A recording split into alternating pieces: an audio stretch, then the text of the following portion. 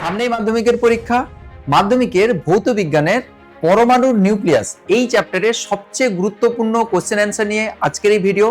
যে কোশ্চেনগুলো এখানে আলোচনা করা হয়েছে এগুলো পরীক্ষার জন্য ভীষণ গুরুত্বপূর্ণ। তোমরা এখানে প্রিভিয়াস ইয়ারের কোশ্চেনও পাবে, যে কোশ্চেনগুলো এবছর আসতে পারে সেই ধরনের কোশ্চেনও এখানে ডিসকাস করা হয়েছে। শুধুমাত্র একটা পার্টিকুলার কোশ্চেন অ্যান্সারে ফোকাস করা হয়নি, ওই কোশ্চেন রিলেটেড আর কি ধরনের কোশ্চেন আসতে পারে বা ইম্পর্টেন্ট কি কনসেপ্ট রয়েছে, যে জায়গাগুলো তোমরা ভুল করো সেগুলো সম্বন্ধেও কিন্তু এখানে আলোচনা করা হয়েছে। ভিডিওটা প্রথম থেকে শেষ অবধি অবশ্যই দেখতে হবে, তাহলে দেখবে তুমি এই চ্যাপ্টারের পুরো রিভিশনটাও করে নিতে পারবে এবং তার সঙ্গে সঙ্গে মোস্ট ইম্পর্টেন্ট কোশ্চেনগুলোও কিন্তু আরেকবার করে ঝালাই করে নিতে পারবে।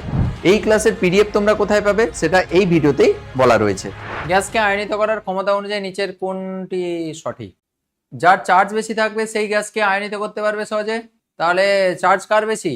আলফার চার্জ বেশি। আলফা তো হিলিয়াম 2+ কণার স্রোত, তাই না? হিলিয়াম 2+ কণার স্রোত।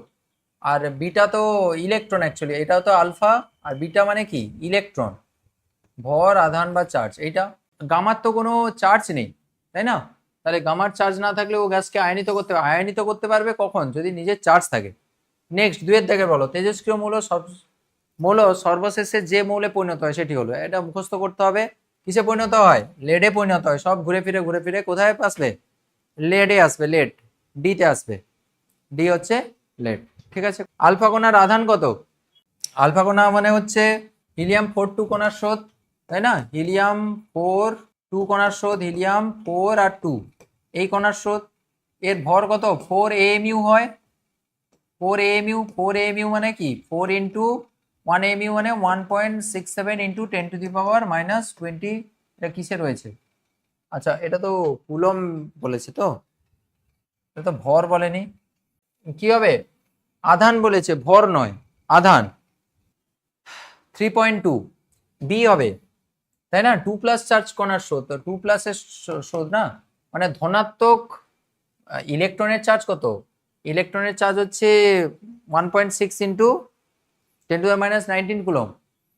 আর তাহলে এটা দুটো পজিটিভ আধানের সঙ্গে সমান হবে, তাই না? পজিট্রনের আধানের মতো সমান হবে আর কি। তাহলে দুটো প্রোটনের যেরকম আধান যেরকম হয় সেরকম আর কি।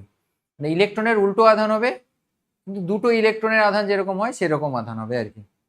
তাহলে 1.6 ইন্টু 2 মানে 3.2, আর 10⁻19 তো যেরকম আছে থাকবে, ঠিক আছে। নেক্সট, আলফা বিটা গামা রশ্মির এটা রশ্মির চুম্বক ক্ষেত্রে বিক্ষেপণের সঠিক ক্রম। এই কোশ্চেন অ্যান্সারের যদি পিডিএফ পেতে চাও তাহলে তোমাদের যেটা করতে হবে, গুগল প্লে স্টোরে যাবে, দিয়ে বংমিস্ট্রি লিখে সার্চ করবে, আমাদের বংমিস্ট্রি অ্যাপটা চলে আসবে, ইনস্টল করবে, তারপরে নাম, ফোন নাম্বার এটা সেটা দিয়ে রেজিস্ট্রেশন করবে। রেজিস্ট্রেশন করার পরে দেখো এখানে কমিউনিটি সেকশন রয়েছে, এখানে ক্লিক করবে। তারপরে দেখবে ফ্রি ক্লাস 10 গ্রুপ রয়েছে, এখানে ক্লিক করার পরে জয়েন হয়ে যাবে। জয়েন হয়ে যাওয়ার পরে তুমি সমস্ত ইনফরমেশন কিন্তু ওই গ্রুপে পেয়ে যাবে। গ্রুপের উপরের দিকে দেখবে সমস্ত পিডিএফ গুলো পরপর সাজানো রয়েছে, তোমাদের শুধু জাস্ট একটু সুন্দর করে দেখে নিতে হবে, দিলে তুমি সমস্ত জিনিসগুলো পেয়ে যাবে। চুম্বক ক্ষেত্রে বিক্ষেপণ কে বেশি হবে? সবচেয়ে যার ভর কম হয় তার বিক্ষেপণের মাত্রা বেশি হয়, তাই না? তাহলে যার ভর বেশি হয় তার বিক্ষেপণ কম হয়, যার ভর কম হয় তার বিক্ষেপণ বেশি হয়। স্যার অপশান ভুল। আমার তো তাই মনে হচ্ছে, আলফার তো কম হয়। এখানে তো সেটা তো কোথাও দেখতে পাচ্ছি না, আলফার তো কম হয়। আমি একবার চেক করে নেবো, দাঁড়াও। তাহলে আলফার তো, আমার তো মনে হয় আলফার কম হয়, তাই না? সবচেয়ে বেশি হচ্ছে বিটার হওয়া উচিত, তারপরে গামা, তারপর আলফা। না, এটা কি ঠিক হবে? বিটার তো সবচেয়ে বেশি হবে আমার মনে হচ্ছে, তারপরে আলফা, তারপরে গামা। গামা তো নিস্তড়িৎ। অপশন ভুল আছে আমারও মনে হচ্ছে, একদম ঠিক করেছি এটা। আলফা, বিটা, তারপরে আলফা, তারপরে গামা। এটা ঠিক আছে, এটা হবে। অপশান ডিস্টার্ব আছে, এটা হবে, বুঝলে? বিটার সবচেয়ে বেশি হবে, গামা নিস্তড়িৎ না, নিস্তড়িৎ। নিস্তড়িৎ, আর এর হচ্ছে এই দুজনের তো চার্জ রয়েছে, বিটা এবং আলফা দুজনেরই চার্জ রয়েছে, কিন্তু আলফার ভর বেশি হওয়ার জন্য, যার ভর বেশি হয় এর ভর বেশি হওয়ার জন্য ও বিক্ষেপিত হতে পারে না বেশি। তুমি দেখো একটা ধাক্কা মারার সময় একটা ছোট গাড়িকে ধাক্কা মারলে ও কত দূর টিকরে যাবে, আর একটা যদি অনেক বড় যদি একটা লরি আর একটা লরিকে ধাক্কা মারে তখন লরিটা বেশি দূর কিন্তু যেতে পারবে না। সেই রকম ভাবে এর ভর বেশি হওয়ার জন্য একে বেশি দূর কিন্তু বিক্ষেপিত করতে পারবে না, এর ভর কম হওয়ার জন্য একে বিক্ষেপিত করতে পারবে বেশি। বিটার কিন্তু বিক্ষেপণ বেশি হবে, তারপরে আলফা, তারপরে গামা, আমার তো মনে হচ্ছে আপাতত।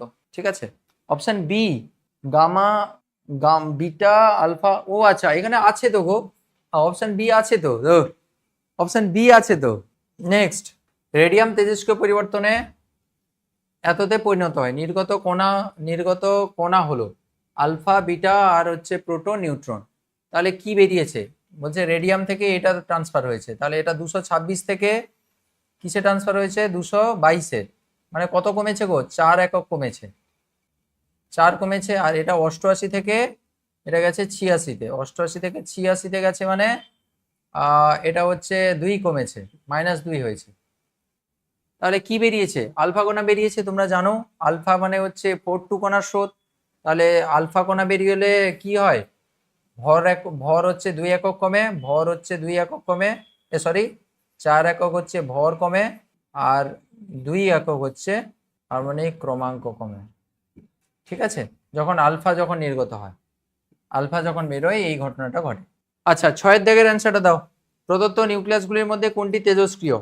অক্সিজেন তো নর্মাল, সোডিয়ামও নর্মাল, হিলিয়ামও নর্মাল, কার্বন 14 হচ্ছে তেজস্ক্রিয়। ঠিক আছে, রেডিও কার্বন ডেটিং এ লাগে, তোমরা জানো। আচ্ছা, গামারশ্মি বিকিরণের ফলে মৌলের পারমাণবিক সংখ্যা কিভাবে চেঞ্জ হয়? গামারশ্মি বিকিরণের ফলে, এটা সবাই বলো, গামারশ্মি নির্গমনের ফলে কি হয়? একই রকম থাকে, তাই না? 7-এর এ, ঠিক বলেছো, একই রকম থাকে। ওখানে গামা যেহেতু রশ্মি, ও কিন্তু কোনো ভর আর হচ্ছে পারমাণবিক ক্রমাঙ্ক কিছুই চেঞ্জ করে না, তাই না? ক্যান্সার চিকিৎসায় ব্যবহৃত কোনটা হয়? কোনটা ক্যান্সার চিকিৎসায় তেজস্ক্রিয় কোবাল্ট ইউজ করা হয়। কোবাল্ট 63 ইউজ করা হয়, তাই না? মনে আছে নিশ্চয়ই। ওকে, 8-এর দাগের অ্যান্সার বলো। 8-এরটাও তেজস্ক্রিয় কোবাল্ট হয়ে গেল। তেজস্ক্রিয় রশ্মি তেজস্ক্রিয় মৌলের পরমাণুর কোন অংশ থেকে নির্গত হয়? সবাই বলো এটা। কোথা থেকে নির্গত হয়? কোথা থেকে স্যার? নিউক্লিয়াস থেকে। নিউক্লিয়াস, ঠিক আছে, পরমাণু নিউক্লিয়াস থেকে নির্গত হয়। ঠিক আছে, 11 দেখে তেজস্ক্রিয় পরমাণুর কোন অংশ থেকে বিটা কণা নির্গত হয়? এই সেম নিউক্লিয়াস থেকে, সেম নিউক্লিয়াস থেকে। ঠিক আছে, ওকে। নেক্সট, এই আলফা, বিটা, গামা এগুলো সবই কি? সব তেজস্ক্রিয় ঘটনা, সব হচ্ছে নিউক্লিয়াসের সঙ্গে সম্পর্কযুক্ত, তাই না? বুঝতে ইলেকট্রন থেকে কিছু হয় না, তাহলে এগুলো সবই হচ্ছে তেজস্ক্রিয়তার সমস্ত ঘটনা হচ্ছে নিউক্লিয়াসের সঙ্গে সম্পর্কযুক্ত। কোন জীবাশ্ম বা উদ্ভিদ এবং পৃথিবীর বয়স নির্ণয়ে কোন তেজস্ক্রিয় আইসোটোপ ব্যবহার করা হয়? পৃথিবীর বয়স নির্ণয়ে কোনটা ইউজ করা হয় গো? C14 না? C14 তো, কার্বন 14। 13, আলফা বিটা কণার আধানের অনুপাত কত? আলফা ও বিটা কণার আধানের অনুপাত, আলফা কণা আর হচ্ছে বিটা কণার আধানের অনুপাত কি হবে? আলফা কণা আর বিটা কণার আধানের অনুপাত। আলফা হচ্ছে হিলিয়াম 2+ কণার স্রোত, এটা হচ্ছে আলফা। আর বিটাটা কি? বিটা হচ্ছে ভর, আধান হচ্ছে -1, তাই না? তাহলে যদি ম্যাগনিটিউড ধরি, তাহলে আলফা কণার ক্ষেত্রে হচ্ছে আলফা ইসটু বিটা যদি ধরি, অবশ্যই ম্যাগনিটিউড নেব এদের, তাই না? অবশ্যই এদের ম্যাগনিটিউড নেব। তাহলে আলফার জন্য কত বসাবো? 2, আর বিটার জন্য হচ্ছে 1। ও গন্ডগোল করছে তো, 1। এটা -1 আছে, কিন্তু এগুলো সব ম্যাগনিটিউড নেওয়া হবে। ঠিক আছে, ম্যাগনিটিউড নেওয়া। ও ডিস্টার্ব করছে কেন? লেখা চলছে না তো, গন্ডগোল করিতেছে। তাহলে আলফা ইসটু বিটা ইকুয়ালস টু আলফার জন্য 2 আর এর জন্য -1, এগুলো সব ম্যাগনিটিউড নিয়ে নিতে হবে। ঠিক আছে, তাহলে 2:1 হবে।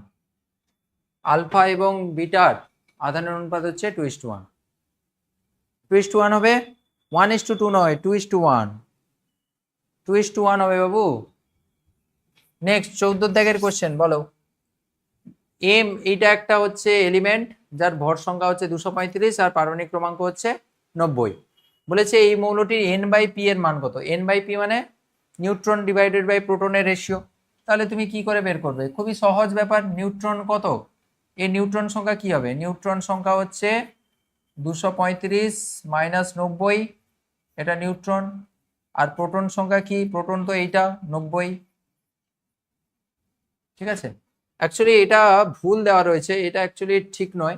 এই যে এলিমেন্টটাকে রিপ্রেজেন্ট করা হচ্ছে না, এই রিপ্রেজেন্টেশনটা অ্যাকচুয়ালি ভুল রিপ্রেজেন্টেশন। সবসময় ভরটাকে তুমি দুপাশে যে কোনো পাশে লিখতে পারো, এই পাশে লিখতে পারো, এই পাশে লিখতে পারো, কিন্তু পারমাণবিক ক্রমাঙ্ক সবসময় বাম দিকে লিখতে হয়, এটা হচ্ছে রুল। আর যদি লিখতে হয় এই পাশে ডান দিকে, তাহলে এখানে নিউট্রন সংখ্যা লেখা হয়, এখানে কখনো প্রোটন সংখ্যা লেখা হয় না। তো এখানে এটা নিউট্রন সংখ্যা বোঝাবে এটা, কিন্তু বুঝলে, জানি না এটা কিভাবে দেওয়া আছে, কিন্তু যদি লিখতে হয় নিউট্রন সংখ্যা এখানে লেখা হয়, তাহলে সেই অনুযায়ী তো তাহলে এইটাই নিউট্রন। 145 বাই কত বলছো, 90, তো যেটা হবে সেটাই করবে আর কি, n/p, তারপর রেশিও সাজিয়ে নেবে, ঠিক আছে, আমি আর করছি না। তো যদি এইরকম দেওয়া থাকে তাহলে এটাই কিন্তু তার নিউট্রন সংখ্যা, বুঝলে, যদি এইরকম দেওয়া থাকে তাহলে এটাই হচ্ছে তার নিউট্রন সংখ্যা। কারণ এই দিকে ডান দিকে নিচে তোমরা তোমাদের স্যারকে জিজ্ঞাসা করবে যে কখনো প্রোটন সংখ্যা কখনো ডান দিকে লেখা হয় না, ইলেকট্রন প্রোটন সংখ্যা এখানে লেখা হয় না, এখানে লেখা হয় নিউট্রন সংখ্যা, বুঝতে পেরেছো? তো যদি সত্যি সত্যি এরকমই থাকে তাহলে এটাই নিউট্রন ধরবে, এইদিকে নিউট্রন ধরবে, বুঝতে পেরেছো যেটা বললাম? আচ্ছা, একটি আলফা কণার ভর কত? আলফা কণার ভর 4 AMU হয়, 4 AMU, 4 AMU, 4 AMU মানে 4 ইন্টু ওই 1 AMU এর ভ্যালু কত গো? ওই যে 1.66 ইন্টু 10⁻⁻24 গ্রাম হয়, ঠিক আছে? তো এটা গুণ করে দেবে, যেটা হয় সেটাই হবে, 4 ইন্টু এটা করলে যেটা হবে সেটা হবে, ক্যালকুলেট করে নেবে, ঠিক আছে? নেক্সট, আলফা বিটা গামা এদের ভেদন ক্ষমতার অনুপাত, এটা তো সবার জানা উচিত, বলো ভেদন ক্ষমতার অনুপাত কি? ভেদন ক্ষমতার অনুপাত জিজ্ঞাসা করেছে, সবচেয়ে ভেদন ক্ষমতা কার বেশি হয় আলফা বিটা গামার মধ্যে? Alpha is to beta is to gamma, এটা 1 হলে এটা হচ্ছে 100, আর এটা মনে হয় 10,000 মনে হয়, তাই না? আলফা বিটা গামার এদের ভেদন ক্ষমতার অনুপাত হচ্ছে এটা, মানে গামার হচ্ছে সবচেয়ে বেশি, তারপরে বিটা, তারপরে আলফা, এটা তো সবার জানা রয়েছে মোটামুটি, আলফা বিটা গামা, ঠিক আছে? নেক্সট, থাইরয়েড চিকিৎসার ক্ষেত্রে কোন তেজস্ক্রিয় আইসোটোপ ব্যবহার করা? আয়োডিন, আয়োডিন ইউজ করা, আয়োডিন 131 মনে হয় না, আমি একবার চেক করে নিচ্ছি, হ্যাঁ আয়োডিন 131, আয়োডিন 131 এটা ইউজ করা হয়। কোন মৌলগুলি তেজস্ক্রিয়তা প্রদর্শন করে? কারা করে? যারা হচ্ছে ওই যে 82 অ্যাটমিক নাম্বারের পরে যারা রয়েছে, যাদের অ্যাটমিক নাম্বার কি হবে? পারমাণবিক ক্রমাঙ্ক, পারমাণবিক ক্রমাঙ্ক, পারমাণবিক ক্রমাঙ্ক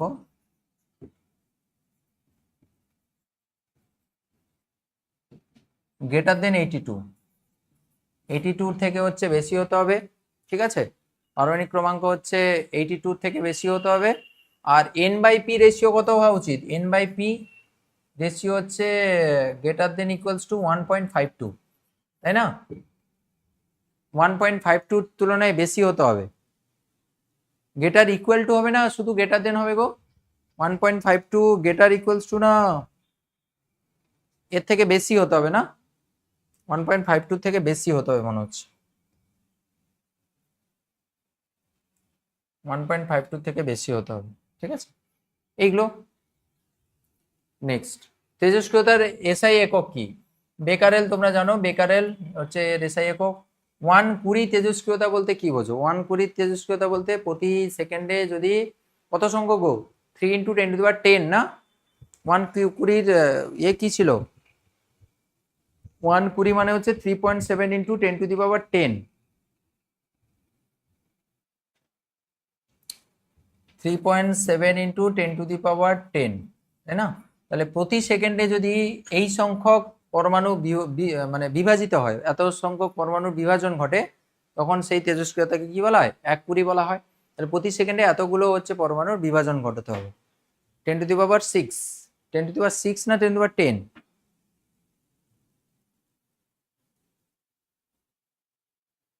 10⁶ না 10 গো? 19-এর কোশ্চেনটা। তেজস্ক্রিয়তার এসআই একক হচ্ছে বেকারেল, বিকিউ, বেকারেল। 3.7 ইন্টু 10⁻10 মানে প্রতি সেকেন্ডে যদি এত সংখ্যক পরমাণু যদি ডিসোসিয়েট করে বা বিয়োজিত হয়, মানে এত নিউক্লিয়াস যদি বিভাজিত হয়, তখন যে তেজস্ক্রিয়তা দেখায় সেটা হচ্ছে 120, ঠিক আছে? তাহলে 120, এটা হচ্ছে 120 এত বেকারেল, এত বেকারেল, ঠিক আছে? আর রাদারফোর্ডও রয়েছে, আরেকটা রাদারফোর্ড, 1 রাদারফোর্ড মানে 10⁶ বেকারেল, এক রাদারফোর্ড। এগুলো সব একটু নোট করে রাখবে, রাদারফোর্ড আর বেকারেলের মধ্যে রিলেশন কি, পুরীর সঙ্গে রিলেশন কি, ঠিক আছে ঠিকঠাক। নেক্সট 21-এর দাগে থোরিয়াম 90-234 পরমাণু থেকে গামা রশ্মি নির্গত হলে উৎপন্ন পরমাণুর সংকেত কি হবে? থোরিয়াম থেকে একটা গামা রশ্মি নির্গত হলে উৎপন্ন পরমাণুর সংকেত কি হবে? দেখো কোনো চেঞ্জ হবে না, গামা রশ্মি বেরিয়েছে, গামা রশ্মি বের হলে কি চেঞ্জ হবে? চেঞ্জ হবে কিছু? সেমই থাকবে, ঠিক বলেছো। হ্যাঁ, অনেকে আছো তারা খুব সুন্দর অ্যান্সার দিচ্ছ, এখনো ঠিকঠাক করে অ্যান্সার দিচ্ছ, অর্থাৎ সেম থাকবে, সেম থাকবে, সেম থাকবে, তাই না? এটা হচ্ছে সেম থাকবে। নেক্সট, ইউরেনিয়াম তাকে নিউট্রন দ্বারা আঘাত করা হয়েছে, দিয়ে ক্রিপ্টন 3টা নিউট্রন আর হচ্ছে শক্তি উৎপন্ন হয়েছে, দিয়ে এখানে জিজ্ঞাসা করেছে এইটা কি, এগুলো আসে পরীক্ষায়, এটা কি হবে? তো তোমাকে দুপাশে ওই যে ব্যালেন্সিং করতে হবে, দুপাশের হচ্ছে সমান ইকুয়েশন করে দিলে তুমি ভ্যালুটা নিয়ে চলে আসতে পারবে। তো বেসিক্যালি যে এলিমেন্টটা তৈরি হবে তার তুমি অ্যাটমিক নাম্বার আর মাস নাম্বারটা ধরে নাও। ধরো সাপোজ এক্স একটা পরমাণু তৈরি হচ্ছে, এর অ্যাটমিক মাস ধরে নিচ্ছি এ আর অ্যাটমিক নাম্বার হচ্ছে জেড, তাহলে দুপাশে সমান করে দাও। তাহলে এর অ্যাটমিক নাম্বার যদি সমান করো তাহলে 92 প্লাস এ তো কিছু নেই মানে 0 ইকুয়ালস টু এর অ্যাটমিক নাম্বার কত, Z, Z plus 36, Z plus 36 plus হচ্ছে 3-এর সঙ্গে এর অ্যাটমিক নাম্বার 0 মানে 0, তাহলে জেটের ভ্যালু কত হবে? জেটের ভ্যালু কত হবে? 92 মাইনাস হচ্ছে 36 কত হচ্ছে একটু বের করে নাও। আচ্ছা নেক্সট হচ্ছে তাহলে এর অ্যাটমিক নাম্বার তাহলে কত হচ্ছে? তাহলে 6 6 12 আর এটা 3 5 3 8 56, তাই তো 56 হচ্ছে। আচ্ছা আর মাস নাম্বার কত হবে? মাস নাম্বার কত হবে? মাস নাম্বার কি করে বের করবে? সেই একই রকম ভাবে মাস নাম্বারগুলো সমান করো, এর 235 প্লাস এর মাস নাম্বার কত, মানে বাম দিকের সবার মাস নাম্বারের যোগফল ডান দিকে মাস নাম্বার যোগফলের সঙ্গে সমান করতে হবে। তাহলে মাস নাম্বার 235 প্লাস 1 ইকুয়ালস টু এর মাস নাম্বার কত, এ প্লাস এর 92 প্লাস এর হচ্ছে 3 1 3, এটা। তাহলে এ সমান কি হবে? এ সমান হচ্ছে 235 না 236, 236 আর এ পাশে চলে আসবে কত, বিয়োগ হবে 95, তাহলে কত আসবে? 141 নাকি? 141, 141। তাহলে এটা কার গো? এটা হচ্ছে বেরিয়ামের। এগুলো পরে শিখিয়ে দেবো কখনো যে কিভাবে ধরতে হয়, যে কোন এলিমেন্টের এই অ্যাটমিক নাম্বার মাস নাম্বারটা, হ্যাঁ এগুলো ধরা শিখিয়ে দেবো আমি।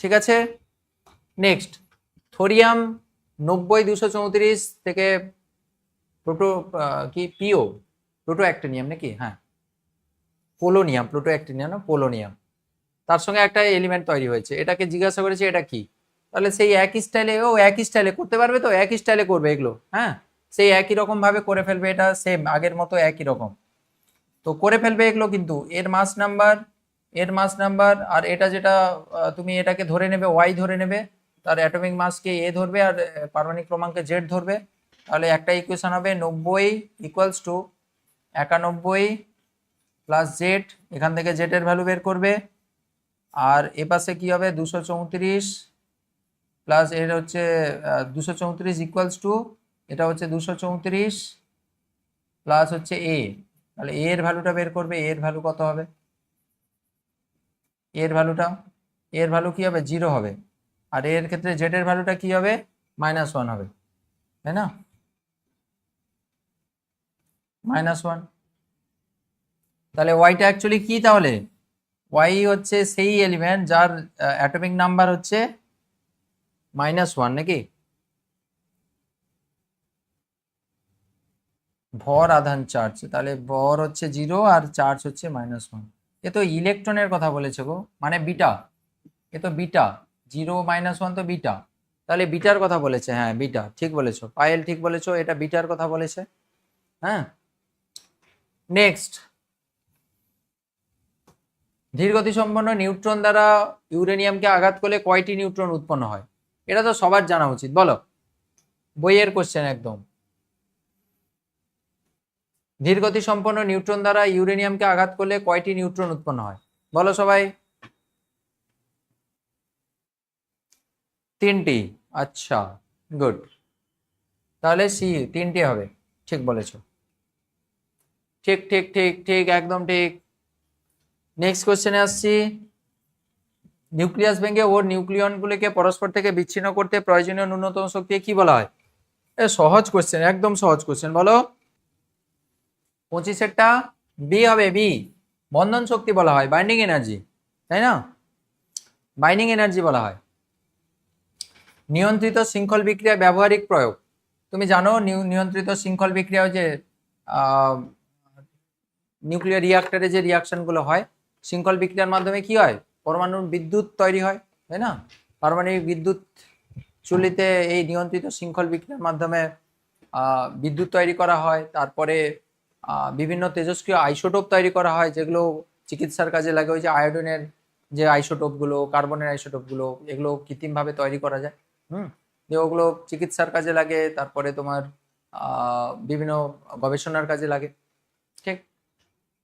আচ্ছা, নেক্সট হচ্ছে পারমাণবিক চুল্লিতে কোন ধরনের নিউক্লিয় বিক্রিয়ার সাহায্যে শক্তি উৎপন্ন হয়? এটা তো সবার জানা উচিত। 27 দেখে 27টা বলো, 27টা বলো, 27 বলো, 27টা সবাই উত্তর দাও, 27-এর উত্তর দাও। পারমাণবিক চুল্লিতে কোন ধরনের নিউক্লিয় বিক্রিয়ার সাহায্যে শক্তি উৎপাদিত হয়?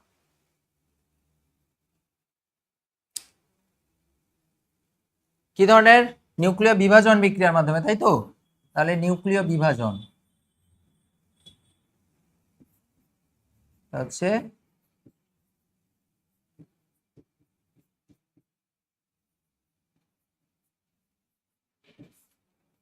নিউক্লিয় বিভাজনের মাধ্যমে শক্তি উৎপন্ন হয়, তাই না? নিউক্লিয় বিভাজনের মাধ্যমে বা নিউক্লিয়ার ফিশন, বিভাজন। ঠিক বলেছো সায়ন্তিকা সাহা, ঠিক বলেছো। সায়ন্তিকা প্রথম থেকেই রয়েছে। নেক্সট আর কয়েকটা কোশ্চেন রয়েছে, দিলে আমরা তো শেষ করে দেবো এখানে। আর কয়েকটা কোশ্চেন রয়েছে, আর 7-8টা স্লাইড রয়েছে, দিলেই শেষ। এর পরের দিন আমরা বাকি যেগুলো রয়েছে সেগুলো আমরা কমপ্লিট করব, ঠিক আছে? আর একটা পার্টে আমরা করে দেবো ওটা। নিউক্লিয় বিভাজন বিক্রিয়া একটি অপব্যবহার উল্লেখ করো। তোমরা জানো নিউক্লিয় বিভাজন বিক্রিয়ার মাধ্যমে পারমাণবিক বোমা তৈরি করা হয়, তাই না? পারমাণবিক বোমা তৈরি করা হয়, পারমাণবিক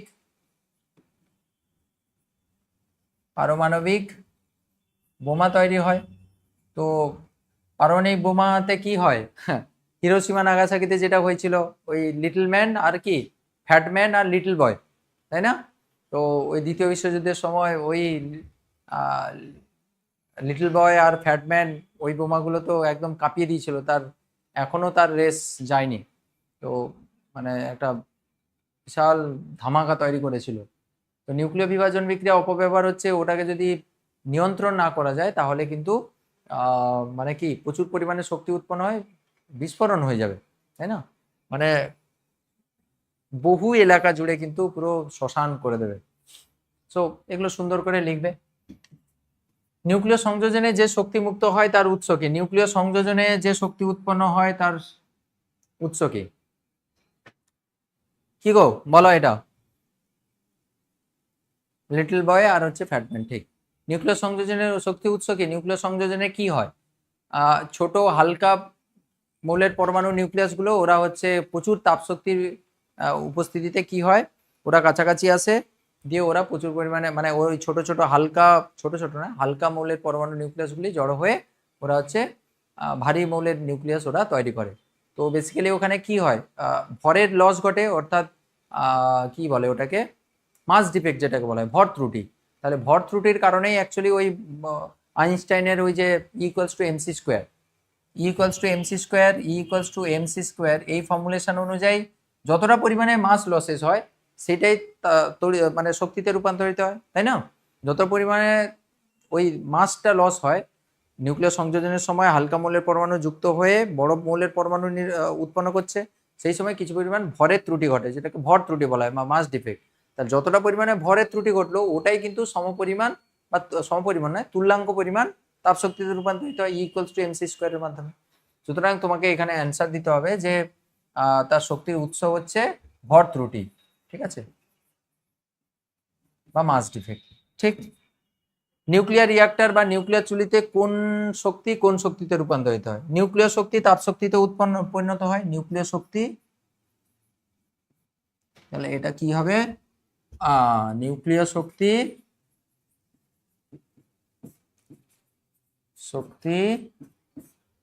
ওটা কি তাপ শক্তিতে রূপান্তরিত হয়।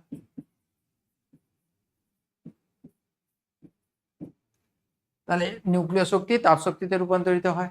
ঠিক আছে, নেক্সট, নিউক্লিয়ার রিঅ্যাক্টরে জ্বালানি হিসাবে কি ব্যবহৃত হয়? নিউক্লিয়ার রিঅ্যাক্টরে জ্বালানি হিসাবে নাকি কি ব্যবহৃত হয় গো? আমি তো জানি না। ক্লাস আর পাঁচটা খানিক স্লাইড রয়েছে, আর 5টা খানিক স্লাইড রয়েছে, শেষ হয়ে যাবে, এক্ষুনি শেষ হয়ে যাবে। এই তো আর কয়েকটা রয়েছে, এই যে শেষ, শেষ এখানে, আর 5-6টা কোশ্চেন রয়েছে। বলো, জ্বালানি হিসাবে কি ইউজ করা হয়? ইউরেনিয়াম। হ্যাঁ, ইউরেনিয়াম, প্লুটোনিয়াম এগুলো ইউজ করা হয়। তাহলে নিউক্লিয়ার রিঅ্যাক্টরে ইউরেনিয়াম, প্লুটোনিয়াম এগুলো সব ইউজ করা হয়।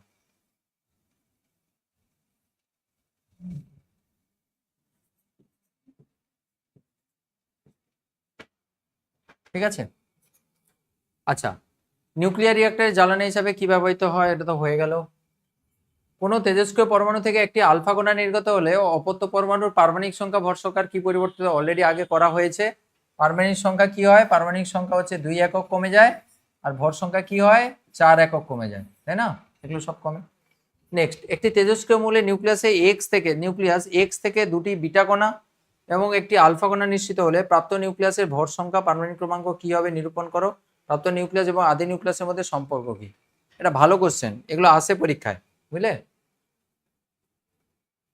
তেজস্ক্রিয় নিউক্লিয়াস এক্স থেকে বলছে 2টি বিটা কণা বেরোলো, তাহলে তুমি জানো যে বিটা কণা যদি বেরোয় পারমাণবিক ভরের কোনো চেঞ্জ হয় না, পারমাণবিক ক্রমাঙ্ক এক এক করে বৃদ্ধি পেতে থাকে। তাহলে যদি এখানে ধরো সাপোজ জেড যদি এর অ্যাটমিক নাম্বার হয়, তাহলে কি হবে? ওর দুটো যদি বিটা বেরোয় তাহলে ওখানে এক্স জেড প্লাস 2 হয়ে যাবে, তাই না? ও এ যদি থাকে এটা এই থাকবে, তাহলে পারমাণবিক ক্রমাঙ্ক শুধু 2 একক বেড়ে যায়। এবং একটি আলফা কণা নিশ্চিত হলে, একটি আলফা কণা যদি এখান থেকে নিশ্চিত হয়, আলফা কণা বেরোলে কি হবে?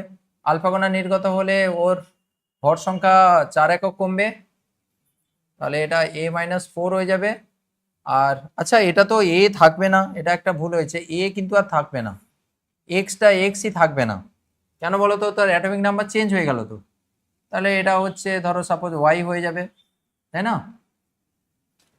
আলফা যদি বেরোয় তাহলে a-z হবে, আর আলফা বেরোলে তাহলে 4 একক কমলো, আর অ্যাটমিক নাম্বার 2 একক কমবে, মানে ও কিন্তু আবার জেডে চলে আসবে।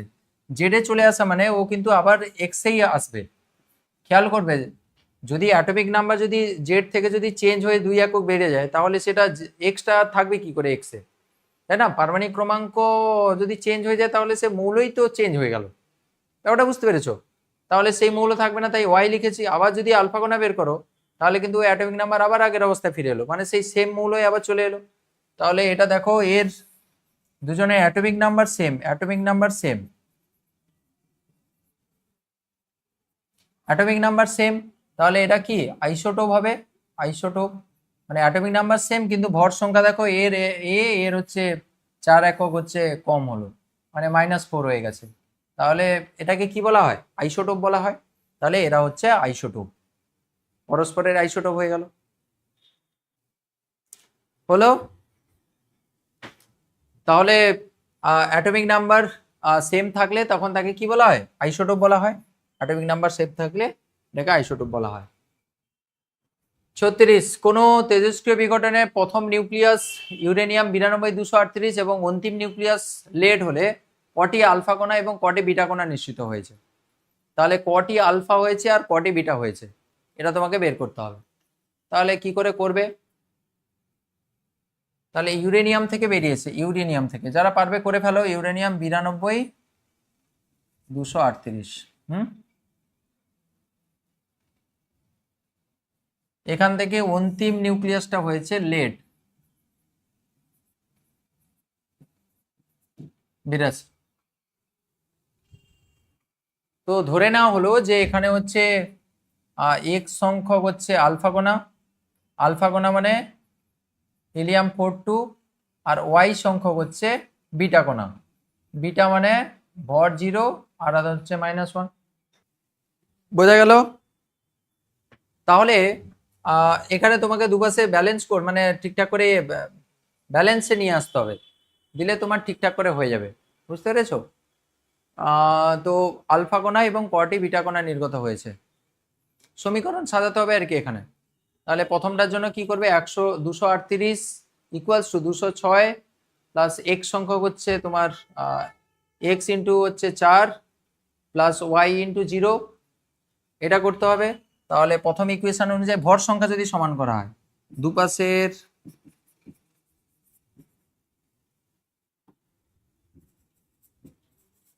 ভর সংখ্যা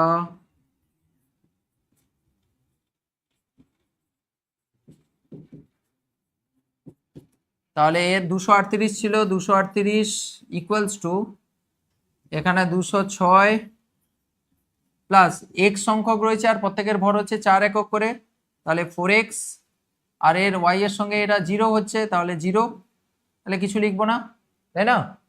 তাহলে এখান থেকে তুমি এক্স এর ভ্যালুটা পেয়ে যাবে। এক্স এর ভ্যালুটা ক্যালকুলেট করো তো কত হচ্ছে। আচ্ছা, আর একটা ইকুয়েশন, যদি দুপাশের ভর সংখ্যা হলো এটা, যদি পারমাণবিক ক্রমাঙ্ক সমান করতে হয়, তাহলে পারমাণবিক ক্রমাঙ্ক সমান করে পাই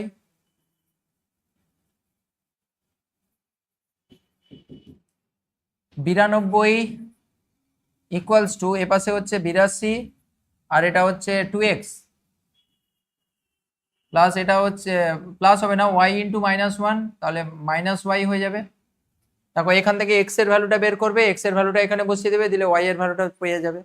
কত হবে গো, x এর ভ্যালুটা কত হবে? ম্যাথের ক্লাস কালকে সেই 10টার সময় হবে। এখানে x এর ভ্যালুটা কত হবে? x এর ভ্যালুটা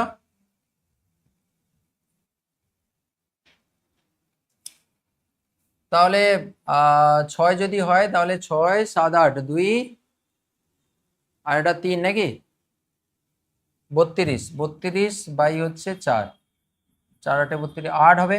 তাহলে x এর ভ্যালু এখানে 8 বসিয়ে দাও, x এর ভ্যালুটা 8 বসিয়ে দাও।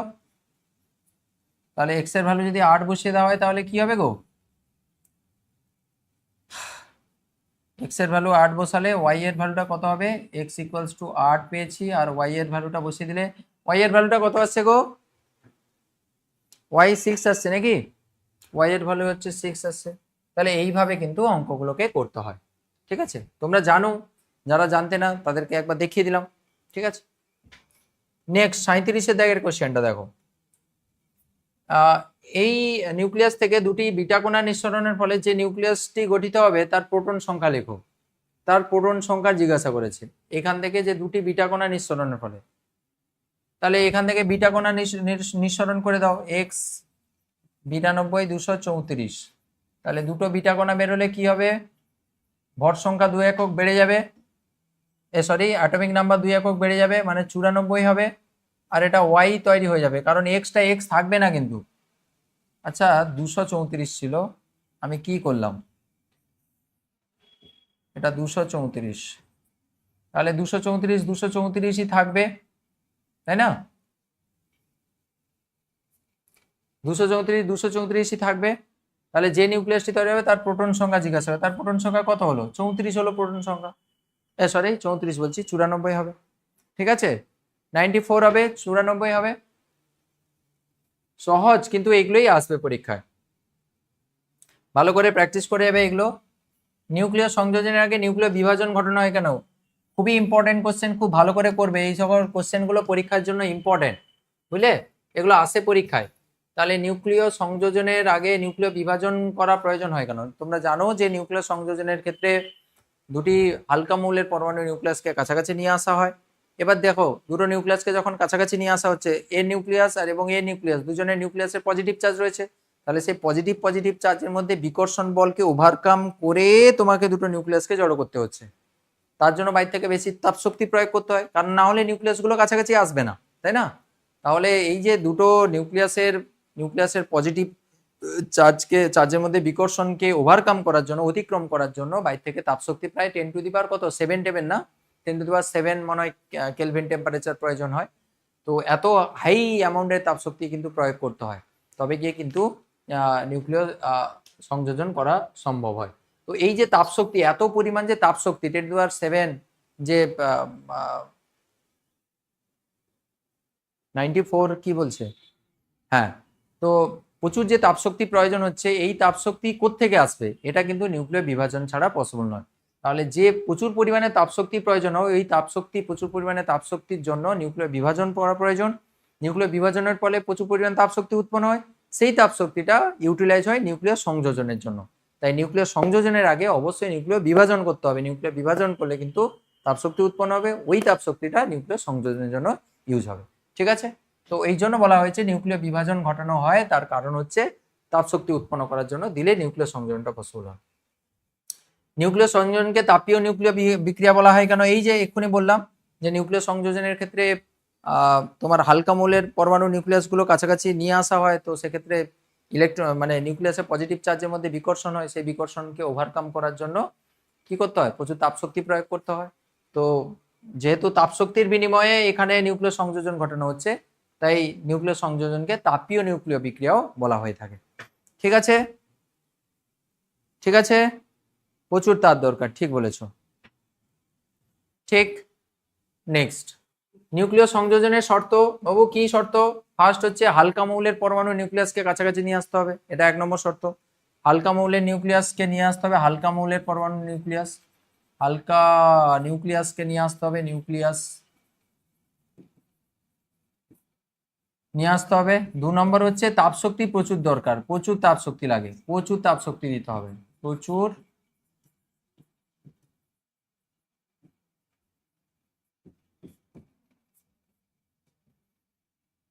প্রচুর তাপশক্তির প্রয়োজন। ঠিক আছে, নেক্সট, নিউক্লিয় সংযোজনে বা নিউক্লিয় বিভাজনে প্রচুর তাপশক্তি পরিমাণ তাপশক্তি নির্গত হওয়ার কারণ কি?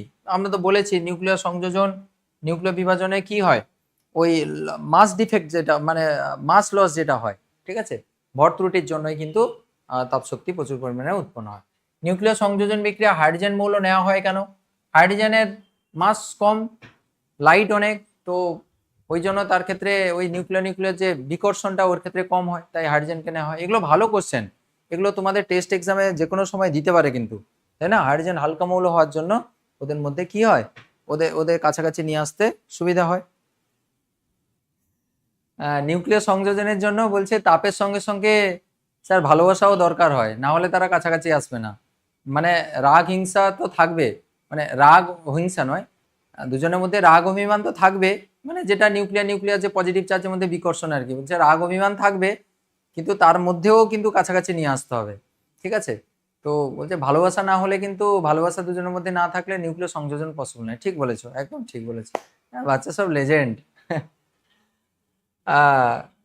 ঠিক, তাহলে নিউক্লিয় সংযোজন বিক্রিয়া হাইড্রোজেন মৌল নেওয়া হয় কেন? আচ্ছা, এই তো একই কোশ্চেন হয়ে গেল। আর কতটুকু বাকি দেখি দেখি দেখি, এই তো আর দুটো স্লাইড, আর দুটো স্লাইড হলে শেষ, শেষ শেষ হয়ে গেছে, শেষ হয়ে গেছে, থাকবে সবাই, এই শেষ করে দেবো, এক্ষুনি শেষ হবে। ভর বিচ্যুতি বা ভর ত্রুটি বা ভর ঘাটতি বলতে কি বোঝো? তো পরমাণুর প্রকৃত ভর এবং হচ্ছে তার যে কি বলে নিউট্রন এবং প্রোটনের যে ভর, পরমাণুর প্রকৃত ভর আর নিউট্রন প্রোটনের, সমস্ত নিউট্রন প্রোটনের যোগ করলে যে ভর আসে, ওই যে দুটো ভরের পার্থক্য, তাদেরকে বলা হচ্ছে ভর ত্রুটি। মানে একটা পরমাণুতে ধরো সাপোজ ক্লোরিনের ক্ষেত্রে বা ধরো সোডিয়ামের ক্ষেত্রে, হ্যাঁ, সোডিয়ামের ক্ষেত্রে 11 আর হচ্ছে 23, তাহলে এর প্রোটন কটা রয়েছে? এর প্রোটন রয়েছে 11টা, নিউট্রন কটা রয়েছে? 23 মাইনাস 11টা, তাহলে 12টা রয়েছে। তো বলছে এই প্রোটন 11টা প্রোটন আর 12টা নিউট্রন, এদের যোগ করলেই তো টোটাল ভর আছে, কারণ ইলেকট্রনের ভরকে নগণ্য ধরা হয়। তাহলে এইটা হচ্ছে ক্যালকুলেটেড মাস, আর এর অ্যাকচুয়াল একটা যেটা এক্সপেরিমেন্টাল মাস একটা রয়েছে। তাহলে ওই এক্সপেরিমেন্টাল মাসটা কিন্তু সবসময় কম হয়, কারণ কি ওই যে ভর ত্রুটির জন্য ওরা হচ্ছে মানে যখন ওরা তৈরি হয় তখন কিন্তু কিছু পরিমাণ ভরের লস ঘটে।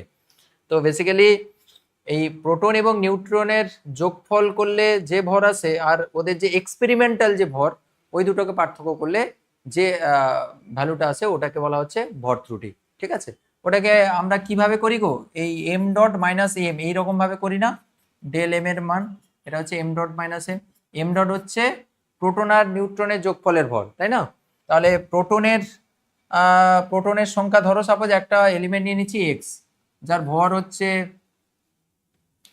সংখ্যা হচ্ছে এ আর অ্যাটমিক নাম্বার হচ্ছে জেড। তাহলে এর প্রোটন সংখ্যা কত? জেড। আর নিউট্রন সংখ্যা কত? এ মাইনাস জেড সংখ্যক হচ্ছে এর নিউট্রন, তাই না? এবার প্রত্যেকটা প্রোটনের ভরকে আমি ধরে নিচ্ছি, প্রোটনের ভর হচ্ছে এমপি আর নিউট্রনের ভর ধরে নিচ্ছি এমএন। তাহলে এবার বলো যে জেড সংখ্যক প্রোটনের ভর কত হবে? জেড সংখ্যক প্রোটনের তাহলে ভর কত হবে? তাহলে জেড ইন্টু এমপি। আর এ মাইনাস জেড সংখ্যক নিউট্রনের ভর কত হবে? এ মাইনাস জেড ইন্টু এমএন, এটা হচ্ছে তার ভর, তাই না? এবার দেখো তাহলে এম ডট মানে ওর ক্যালকুলেটেড মাস, তাহলে এম ডটের মান হচ্ছে জেড ইন্টু এমপি প্লাস, দেখো এখানে কার ভর বসাবো? এই যে প্রোটন আর হচ্ছে নিউট্রনের ভর total, A minus Z into M N. এটা হচ্ছে কি বেরিয়ে গেল আমাদের? এটা হচ্ছে ক্যালকুলেটেড মাস বেরিয়ে গেল।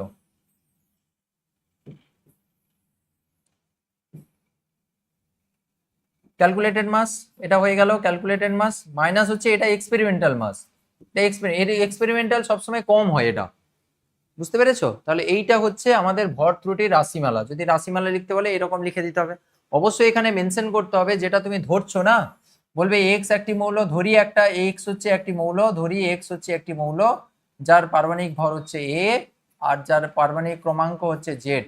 সুতরাং এতে নিউট্রন সংখ্যা থাকবে এত, প্রোটন সংখ্যা এত থাকবে, প্রত্যেকের ভর যদি এমএন করে হয় সব লিখবে, কিন্তু ভাষায় লিখতে হবে। বুঝতে পেরেছো? এটা নিউক্লিয় বিভাজন নিউক্লিয় সংযোজনের মধ্যে পার্থক্য তো অলরেডি তো আমরা ডিসকাস করে নিয়েছি, এক্ষুনি পার্থক্যগুলো ডিসকাস করেছি যে নিউক্লিয় বিভাজনের ক্ষেত্রে কি হয়। নিউক্লিয় বিভাজনের ক্ষেত্রে টার্গেট নিউক্লিয়াস নিয়ে কিন্তু অ্যাটাক করা হয় ভারী নিউক্লিয়াসকে। নিউক্লিয় সংযোজনের ক্ষেত্রে দুটি হালকা মৌলের পরমাণু নিউক্লিয়াসগুলো কাছাকাছি আসে, প্রচুর তাপশক্তির বিনিময়ে ওরা কিন্তু নতুন একটা তাদের তুলনায় অপেক্ষাকৃত বেশি ভরের নিউক্লিয়াস তৈরি করে। আর নিউক্লিয় বিভাজনের ক্ষেত্রে তাপশক্তির প্রয়োজন হয় না, নিউক্লিয় সংযোজনের ক্ষেত্রে তাপশক্তির প্রয়োজন হয়, অনেক তাপশক্তির প্রয়োজন হয়। আর নিউক্লিয় সংযোজনে তাপশক্তি উৎপন্নের পরিমাণটা বেশি হয় নিউক্লিয় বিভাজনের তুলনায়। এগুলো সব করবে, ঠিক আছে? আর একটা স্লাইড দিলে শেষ।